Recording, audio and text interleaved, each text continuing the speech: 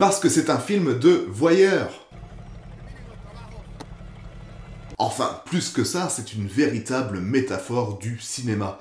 Hitchcock titille notre désir de voir et finalement, regarder par la fenêtre, c'est comme regarder l'écran. Ouais, c'est pas faux.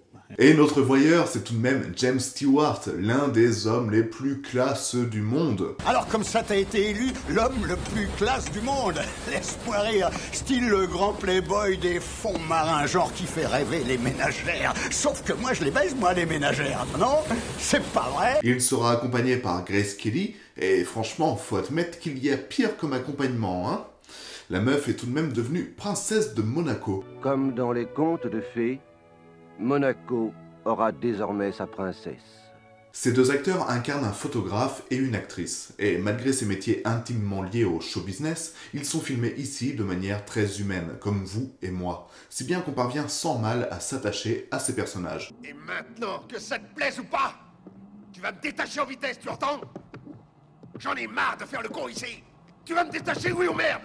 Surtout le personnage du photographe. Ce dernier, suite à un accident alors qu'il prenait des photos sur un circuit de Formule 1, se retrouve avec un pied dans le plâtre. Il ne peut plus bouger, il se fait chier, et c'est vraiment un comble pour cet homme dont la profession le pousse à voyager à travers le monde.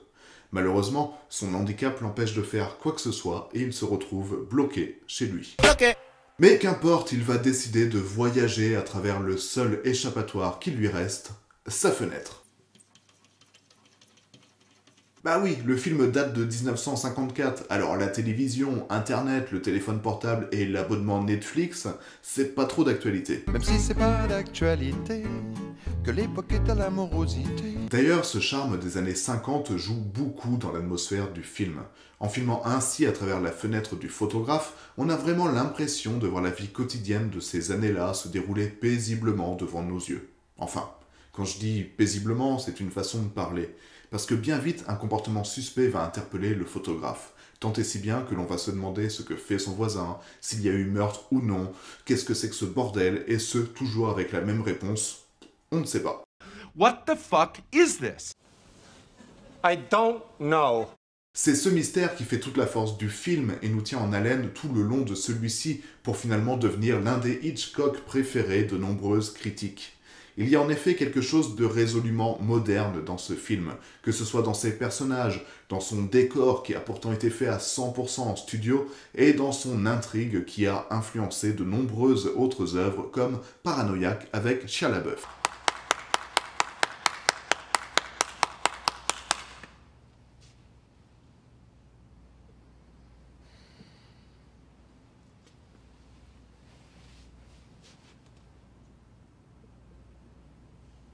Et même un clip de Ronan Luce.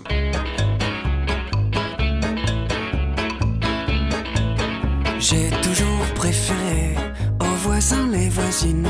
Ah, on l'avait presque oublié cette chanson, hein. Enfin bref, s'il y a un plan à retenir du film, c'est celui-ci.